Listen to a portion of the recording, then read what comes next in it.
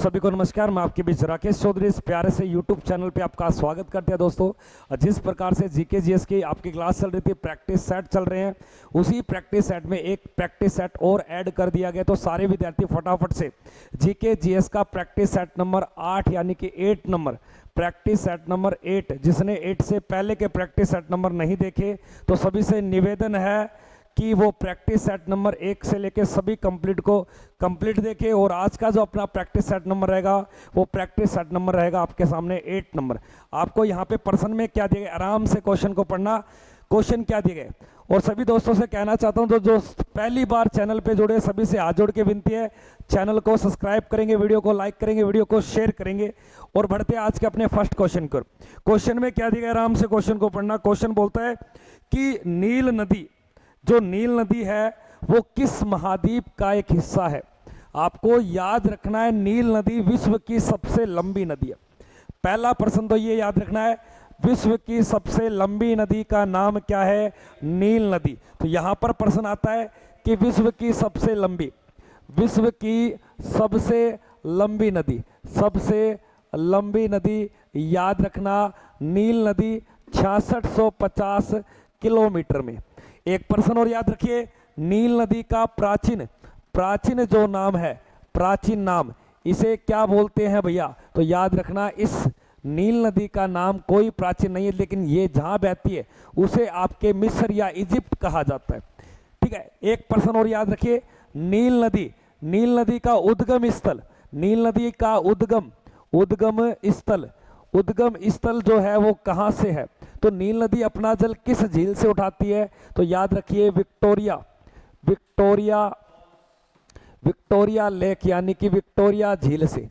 दूसरा प्रश्न याद रखिए, अगर प्रश्न आ जाए नील नदी का वरदान किसे बोलते हैं, नील नदी का वरदान और नील नदी का शोक किस शहर को या किस देश को बोला है। तो आपका उत्तर होगा मिस्र को। किसको बोला गया, मिस्र को। दुनिया की सबसे पहली सभ्यता, दुनिया की यानी कि विश्व की प्रथम या बोल सकते हो प्राचीन सभ्यता का नाम क्या है। तो आपका राइट उत्तर होगा नील नदी घाटी सभ्यता।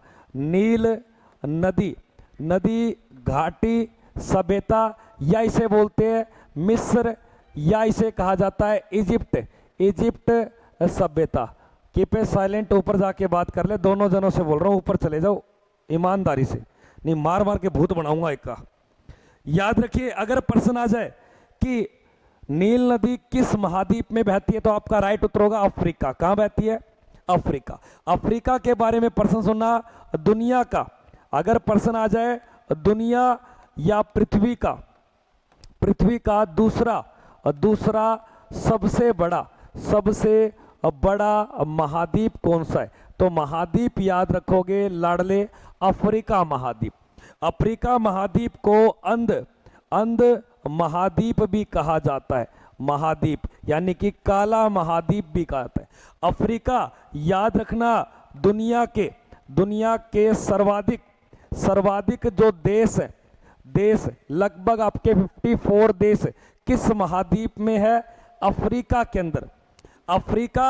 के अंदर याद रखना दोस्तों। आपसे कई बार प्रश्न आता है कि अफ्रीका महाद्वीप से भूमध्य करक और मकर तीनों रेखाएं गुजरती हैं। मकर रेखा, भूमध्य रेखा, करक रेखा, ये तीनों रेखाएं किस महाद्वीप से गुजरती है, अफ्रीका से गुजरती है। ये आपको याद रखना। यहां पर आपका बिल्कुल राइट उत्तर हो जाएगा अफ्रीका महाद्वीप। एक छोटा सा प्रश्न बताइए, अफ्रीका और यूरोप को अलग करने वाली जल संधि। ऊपर महाद्वीप है यूरोप और नीचे है अफ्रीका। इनके बीच की जो जल संधि उसे बोलते हैं जिब्राल्टर जल संधि। तो जिब्राल्टर जल संधि किन दो महाद्वीप के बीच है, अफ्रीका और यूरोप का याद रखिए कौन सा देश है, कमेंट करके बताएंगे सारे विद्यार्थी, यूरोप के किस देश से। एक छोटा सा प्रश्न और पूछना था, तो विश्व का सबसे बड़ा महाद्वीप कौन सा है, एशिया। दूसरे नंबर पे कौन सा आपके अफ्रीका, अंध महाद्वीप इसे कहा जाता है। दुनिया में सर्वाधिक देश कहाँ पाए जाते हैं, अफ्रीका में। भूमध्य रेखा, कर्क रेखा, मकर रेखा, तीनों रेखाएं यहां से गुजरती है।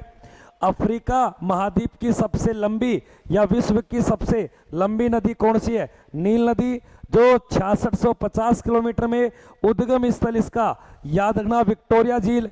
अफ्रीका से नील नदी को वरदान और शोक दोनों कहा जाता है, किस देश का, मिस्र का। विश्व की प्रथम सभ्यता किस नदी के किनारे खोजी गई, इजिप्ट या मिस्र सभ्यता, नील नदी घाटी सभ्यता भी याद रखोगे। अगले प्रश्न को देखेंगे सारे बच्चे फटाफट से, बहुत ही शानदार प्रश्न, सभी दोस्त लगाएंगे। दूसरा क्वेश्चन आपके सामने, बाघों के लिए प्रसिद्ध बांदीपुर राष्ट्रीय उद्यान है। यहां पर नेशनल पार्क आपसे पूछ लेगा कि भारत में जो नेशनल पार्क है वो कितने हैं। एक छोटा सा प्रश्न अगर आपसे पूछूं, राष्ट्रीय उद्यान देश में टोटल कितने हैं, देश में, तो देश में टोटल है 106। और सर्वाधिक कहां पड़ते हैं, राष्ट्रीय उद्यान, राष्ट्रीय उद्यान सर्वाधिक पड़ते हैं सर 12 पड़ते हैं, ये आपके कहां पर, मध्य प्रदेश में। लेकिन यहां बाघों के लिए प्रसिद्ध है और इसका नाम क्या है, बांदीपुर राष्ट्रीय उद्यान, और ये पड़ता है आपके कर्नाटक में। कहां पड़ता है, कर्नाटक में। एक छोटा सा प्रश्न बताइए मुझे, कर्नाटक राज्य की अधिकारी भाषा क्या है, कर्नाटक राज्य की अधिकारी भाषा की अगर बात की जाए तो भाषा याद रखना आपके क्या है, कन्नड़ है। क्या भैया, कन्नड़। कर्नाटक में सर्वाधिक याद रखना आपके रेशम कीट पालन किया जाता है। और दूसरा सर्वाधिक कॉफी का उत्पादन भी कहां किया जाता है, तो याद रखना कर्नाटक में पड़ता है आपके। इसकी कैपिटल की अगर बात की जाए तो इसकी राजधानी क्या है भैया, तो कर्नाटक की जो राजधानी है, वो याद रखना बेंगलुरु। और बेंगलुरु के अंदर एक तो याद रखना इसरो का हेडक्वार्टर है, इसरो का हेडक्वार्टर। और बेंगलुरु के अंदर एक स्टेडियम पड़ता है, खेल मैदान, उस मैदान का नाम क्या है, तो याद रखना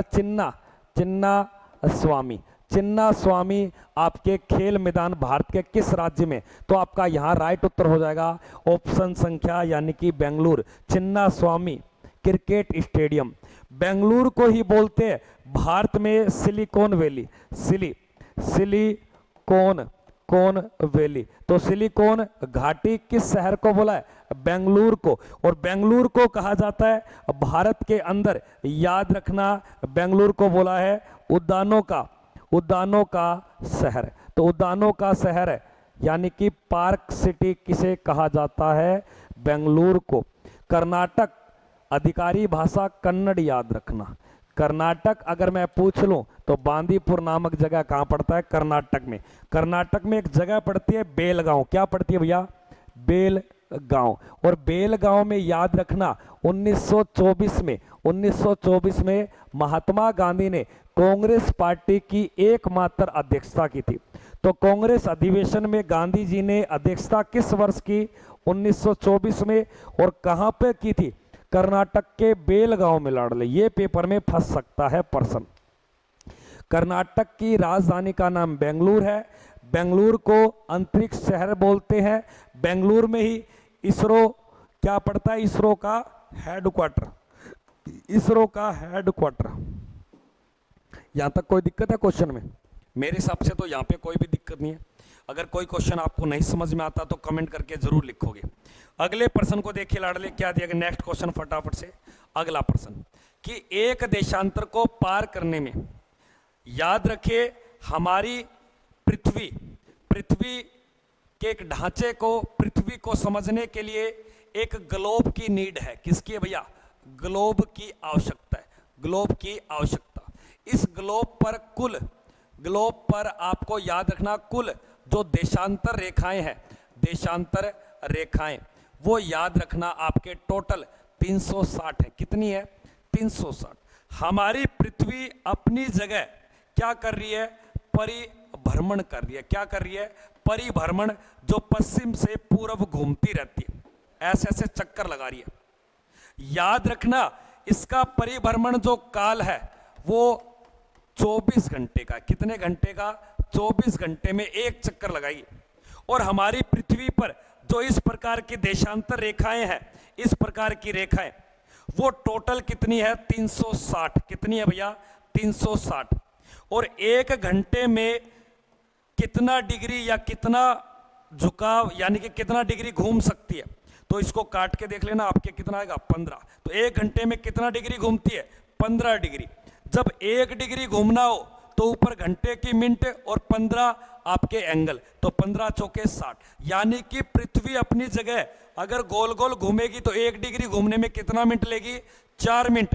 तो एक देशांतर से दूसरे देशांतर तक सूर्य का प्रकाश पहुंचने में या खुद को मूव करने में 4 मिनट का समय लगता है। कितने मिनट का समय लगता है?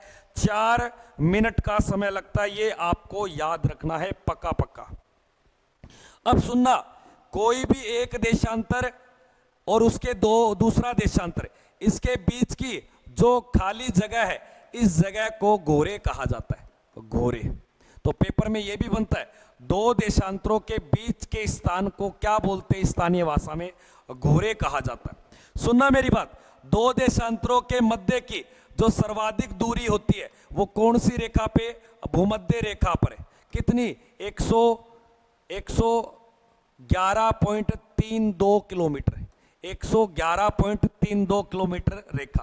प्रश्न क्या बनेगा? कौन सी अक्षांश रेखा पर दो देशांतरों की बीच की दूरी ज्यादा? बीच वाले अक्षांश पर। और बीच वाले अक्षांश का नाम क्या है? भूमध्य रेखा, यानी कि 0 डिग्री अक्षांश। ये प्रश्न आता है पेपर में। सूर्य का प्रकाश दूसरे देशांतर पे पहुंचने में कितना समय लेगा? क्योंकि पृथ्वी परिभ्रमण कर रही है, तो एक देशांतर से दूसरे देशांतर मूव करने में 1 डिग्री यानी कि 4 मिनट। तो इसका राइट उत्तर हो जाएगा ऑप्शन संख्या आपके बी। अगला प्रश्न देखिए क्या दिया गया, नेक्स्ट क्वेश्चन फटाफट से, कि किस देश में सर्वप्रथम पेट्रोलियम का उत्पादन हुआ था? तो सबसे पहले पेट्रोल निर्यात करने के लिए, सॉरी निकालने के लिए जो रिफाइनरी लगाई गई थी, पेट्रोलियम। लेकिन भारत में जो खनिज तेल है वो निकालने के लिए या एशिया की, तो कई बार ये भी प्रश्न आता है, एशिया की पहली तेल रिफाइनरी, तो तेल रिफाइनरी लगाई गई थी डिब्रूगढ़ के अंदर। और कब? 1901 में असम के अंदर। लेकिन सबसे पहले तेल रिफाइनरी को कहां पर लगाया गया? तो याद रखना, संयुक्त राज्य अमेरिका। भारत की सबसे बड़ी तेल रिफाइनरी आज वर्तमान में, याद रखना, गुजरात का जामनगर। कोई दिक्कत नहीं है यहां तक? कर लोगे भाई? करना तो पड़ेगा। जिन्होंने प्रैक्टिस सेट नंबर पहले के नहीं देखे वो सारे प्रैक्टिस सेट लगाए, कॉपी लगाइए, कॉपी में लिखते चले। सपना है वर्दी लेने का तो वर्दी अवश्य मिलेगी। अगले पॉइंट को देखिए क्या दिया गया, नेक्स्ट पॉइंट, सॉरी माफी चाहता हूं, क्वेश्चन देखिए फटाफट से। सफेद हाथियों का देश किसे बोलते हैं? यहां पर हाथी से रिलेटेड प्रश्न पूछ लिया। एक छोटा सा प्रश्न बताना चाहता हूं, हाथी भारत का 2010 में विरासत पशु बना दिया, विरासत पशु। हालांकि हमारे भारत का राष्ट्रीय पशु अगर पूछे तो आपको बाघ बताना है, जबकि विरासत पशु कौन सा बना दिया है? हाथी को। लेकिन यहां प्रश्न दिया गया सफेद हाथियों का देश या 1000 हाथियों की भूमि की बात करें तो बताना आपको लाओस। तो 1000 हाथियों की भूमि लाओस देश को बोलते हैं, जबकि सफेद हाथियों का देश थाईलैंड को कहा जाता है। किसको बोलते हैं? थाईलैंड को। और थाईलैंड, याद रखना, विश्व में सबसे ज्यादा प्राकृतिक रबड़ का उत्पादन होता है। विश्व में सबसे ज्यादा रबड़ उत्पादन करने वाला देश बोले तो थाईलैंड, याद रखना है। एक और छोटा प्रश्न, अगर प्रश्न आ जाए इस थाईलैंड की कैपिटल का नाम क्या है? कैपिटल, तो तो थाईलैंड की कैपिटल को बैंकॉक बोलते हैं। क्या बोलते हैं? बैंकॉक कहा जाता है। ये आपको याद रखना। एक छोटा सा प्रश्न और पूछना चाहता हूं, अगर प्रश्न बन जाए कि हाथियों का देश कौन सा देश है, तो सीधा आपको प्रश्न करना पड़ेगा आपके थाईलैंड, या 1001 शब्द मिलेगा तब आपको लाओस करना पड़ेगा। सफेद हाथियों का देश बोले तब भी क्या करना पड़ेगा? थाईलैंड को। जबकि जापान को याद रखने के लिए आपको याद रखना है सूर्य उदय का देश, सूर्य उदय का देश। एक ये प्रश्न आपको पक्का पक्का याद रखना है। ऑस्ट्रेलिया को बोलते हैं प्यासी, प्यासी भूमि, भूमि का देश। तो प्यासी भूमि का देश कंगारुओं का देश, कंगारुओं का देश किसको बोला गया? ऑस्ट्रेलिया को। कोई दिक्कत है क्या यहां तक? बताइए एक बार सारे विद्यार्थी कमेंट करके एक छोटा सा प्रश्न बताइए मुझे। भारत में हाथियों की प्राप्ति के लिए अशोक के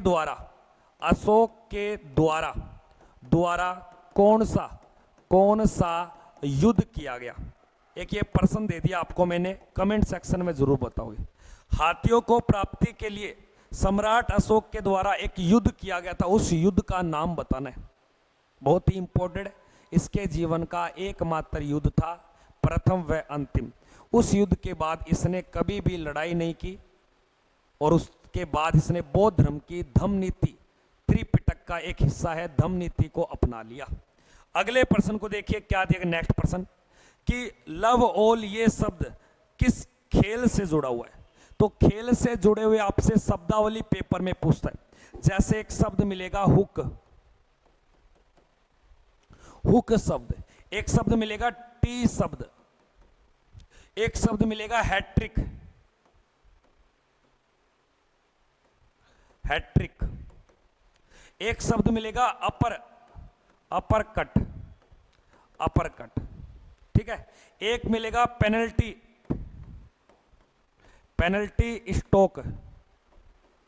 स्टोक, और एक मिलेगा पेनल्टी किक। ये दो शब्द है। सुनना मेरी बात, अगर प्रश्न आ जाए हुक शब्द का प्रयोग होता है हॉकी में, टी शब्द का प्रयोग होता है गोल्फ में, और हैट्रिक का शब्द होता है आपके क्रिकेट, और अपर कट का शब्द याद रखना मुक्केबाजी, और पेनल्टी स्टोक का संबंध है हॉकी से, जबकि पेनल्टी किक का संबंध है फुटबॉल से। किससे भैया? फुटबॉल से। ये आपको याद रखना है, कई बार प्रश्न आता है। चेस गेम तो सभी को पता, शतरंज। एक छोटा सा प्रश्न यहां पूछा गया है, लव ऑल शब्द जुड़ा हुआ है लॉन टेनिस से। किससे जुड़ा हुआ है? लॉन टेनिस से या टेबल टेनिस से, क्योंकि ये कहाँ यूज में होता है? चीन में, क्योंकि चीन का राष्ट्रीय खेल क्या है? Table tennis. लाडले, कोई दिक्कत नहीं है यहां पे, तो बिल्कुल भी दिक्कत नहीं होनी चाहिए। अगले प्रश्न को देखिए क्या दिएगा। नेक्स्ट क्वेश्चन फटाफट से, कि लूनी नदी किसमें गिरती है? लूनी नदी अपना जल कहां गिराती है? फटाफट से बताएंगे। लूनी नदी, कई नदियों के अंत यानी कि जल पूछता है। जैसे आपको प्रश्न मिलेगा नर्मदा नदी, नर्मदा नदी अपना जल कहां गिराती है? तो याद रखना खंबात की खाड़ी, खंबात की खाड़ी। और खंबात की खाड़ी ऑप्शन में ना हो तो याद रखना अरब सागर। जैसे एक प्रश्न मिलेगा कि सिंधु नदी अपना जल कहां गिराती है? तो उत्तर करोगे कच्छ का रण, और कच्छ का रण ना हो ऑप्शन में तो उत्तर करना आपको अरब सागर। एक नदी मिलेगी आपको ब्रह्मपुत्र नदी। क्या मिलेगी? ब्रह्मपुत्र नदी। और एक याद रखना गंगा नदी। तो ये दोनों नदियां अपना जल गिराती है बंगाल की खाड़ी में।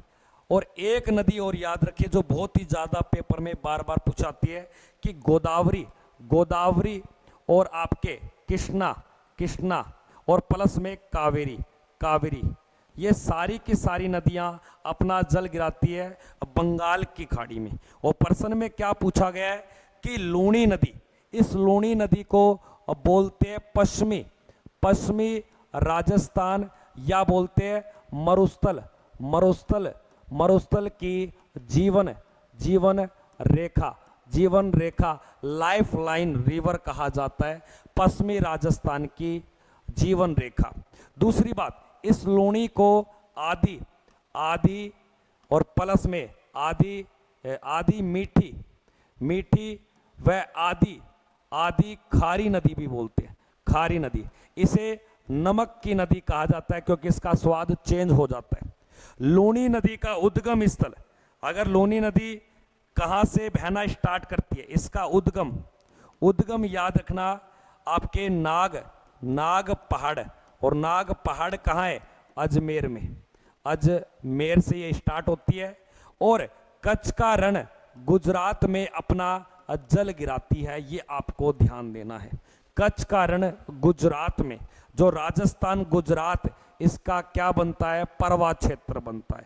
एक छोटा सा प्रश्न याद रखना, जोधपुर पाली शहर भारत के जो राजस्थान में जिले हैं वो किस नदी के किनारे हैं, तो याद रखिए लूणी नदी के किनारे।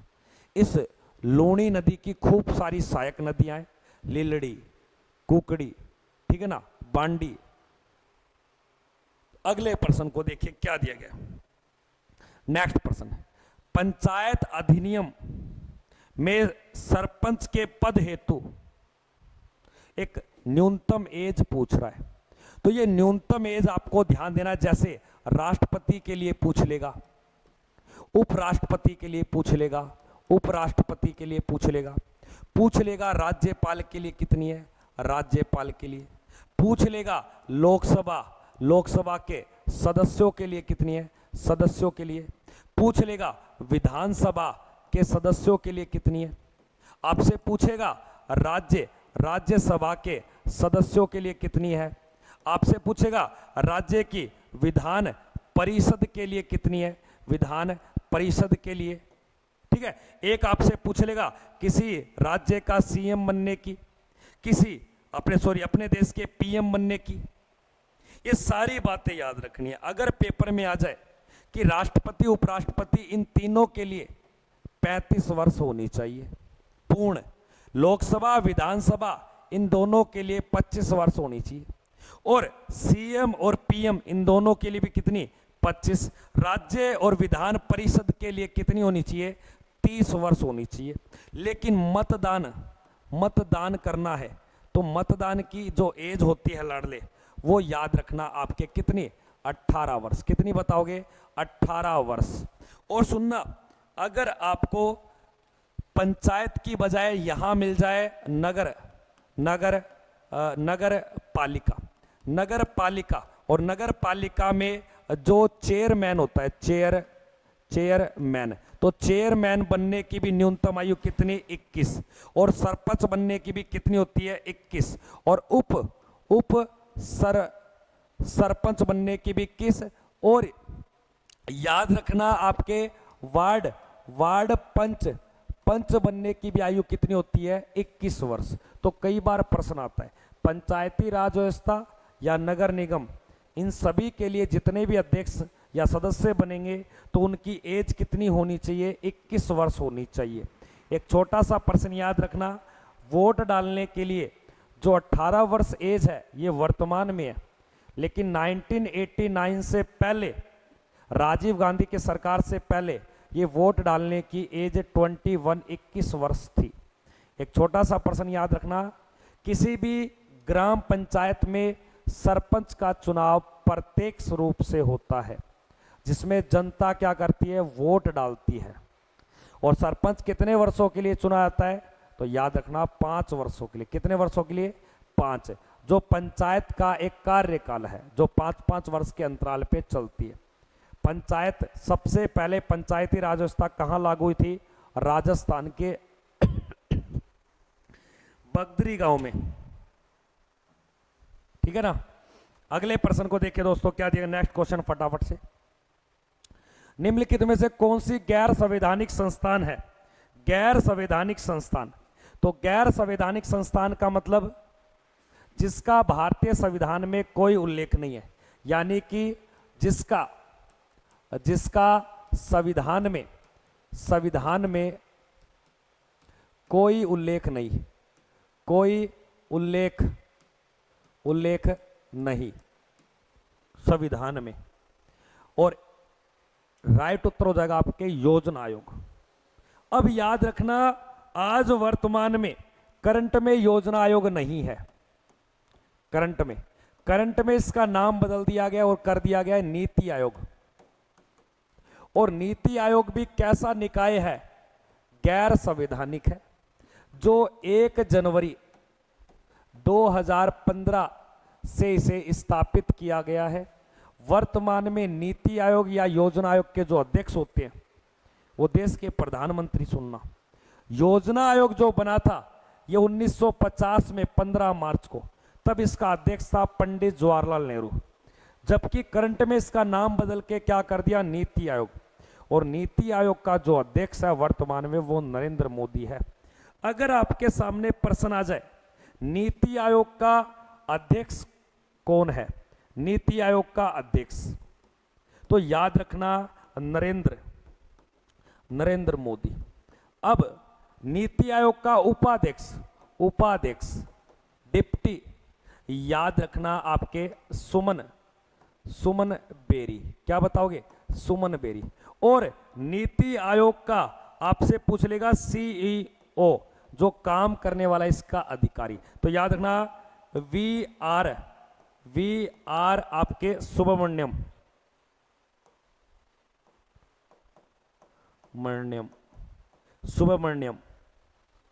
ठीक है। नीति आयोग का हेडक्वार्टर कहां पड़ता है? तो याद रखना नई दिल्ली में। इसका भारतीय संविधान में कहीं उल्लेख नहीं है, जिसे भारत में थिंक टैंक बोलते हैं। तो कई बार प्रश्न आता है नीति आयोग का नाम क्या है? Think tank.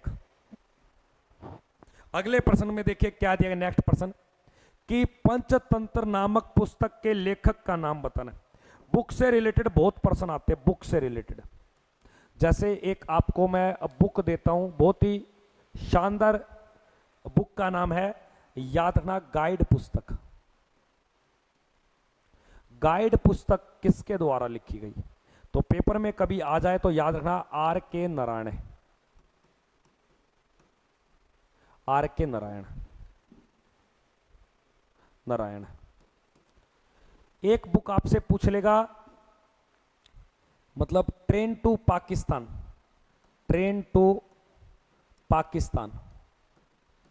तो ट्रेन टू पाकिस्तान याद रखना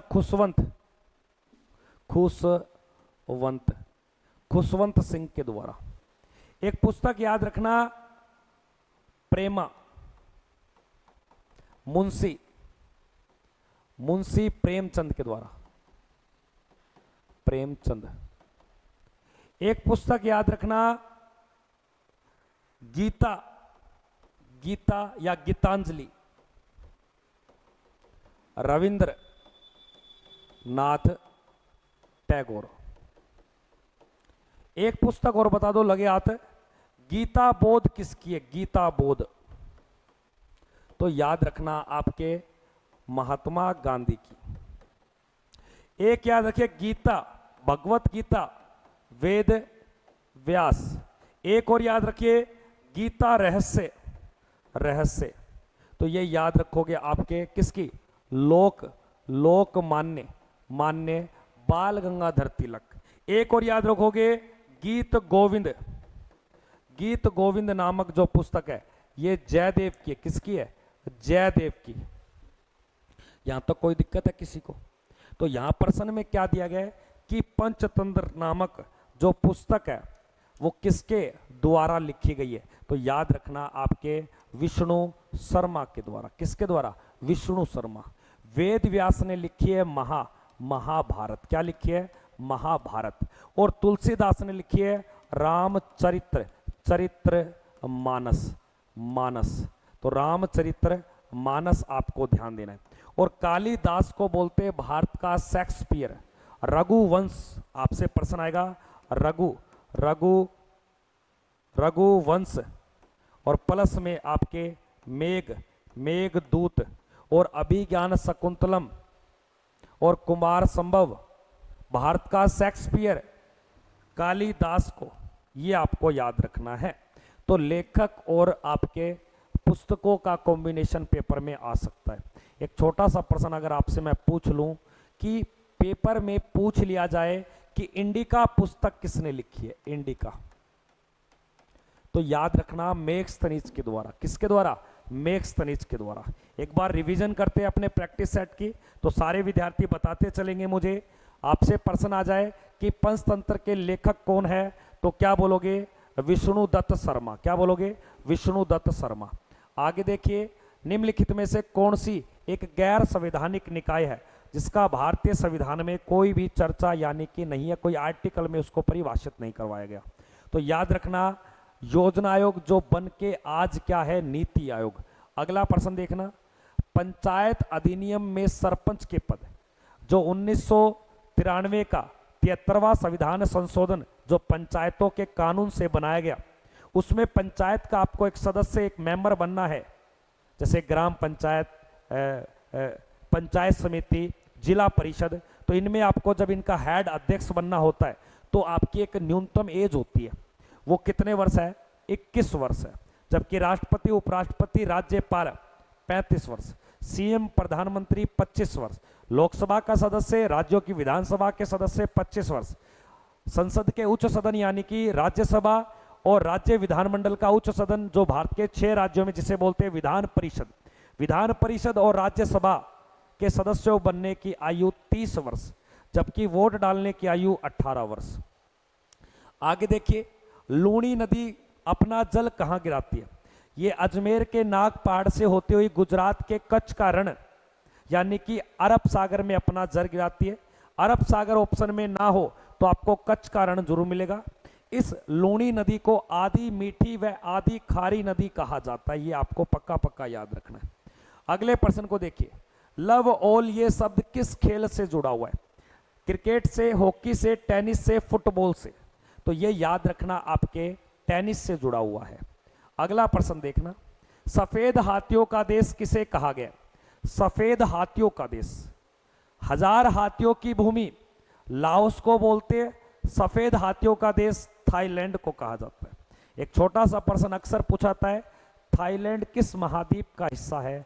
तो आपको एशिया बताना है। थाईलैंड की राजधानी का नाम बैंकॉक है और भारत में राष्ट्रीय पशु बाघ है, जबकि हाथी लुप्त कगार पे इसलिए केंद्र सरकार ने 2010 में हाथी को देश का विरासत पशु घोषित कर दिया है। हाथियों की प्राप्ति के लिए मौर्य वंश का एक राजा था आपके अशोक, अशोक के द्वारा 261 ईसा पूर्व में एक युद्ध किया गया था, कलिंग युद्ध, हाथियों की प्राप्ति के लिए। अगला प्रश्न देखिए क्या दिया गया, किस देश में सबसे पहले तेल या पेट्रोलियम रिफाइनरी लगाई गई थी? तो ये संयुक्त राज्य अमेरिका। संयुक्त राज्य अमेरिका की राजधानी का नाम क्या है? Washington DC. संयुक्त राज्य अमेरिका की जो खोज हुई थी वो 1492 में कोलंबस के द्वारा किया था, और कोलंबस कहाँ का व्यक्ति था? पुर्तगाली। वहीं से एक पुर्तगाली 1498 में भारत की ओर आता है समुद्र की खोज, समुद्र के रास्ते से, इसलिए भारत के लिए समुद्र मार्ग, समुद्र में भी एक रास्ता होता है, इसकी खोज किसने की थी? वास्को डी गामा 1498, जो केरल के कालिकट तट पे पहुंचा। आगे ध्यान देना, एक देशांतर को पार करने में सूर्य का प्रकाश या पृथ्वी को समय लगता है 4 मिनट का। अगला देखिए, बाघों के लिए, टाइगर के लिए फेमस एक नेशनल पार्क है। हालांकि नेशनल पार्क खूब सारे हैं, सबसे ज्यादा नेशनल पार्क मध्य प्रदेश में है। नेशनल पार्क की संख्या वर्तमान में 106 है, जबकि टाइगर के लिए अलग अलग रिजर्व क्षेत्र होते हैं, टाइगर रिजर्व क्षेत्र, टाइगर संरक्षण क्षेत्र।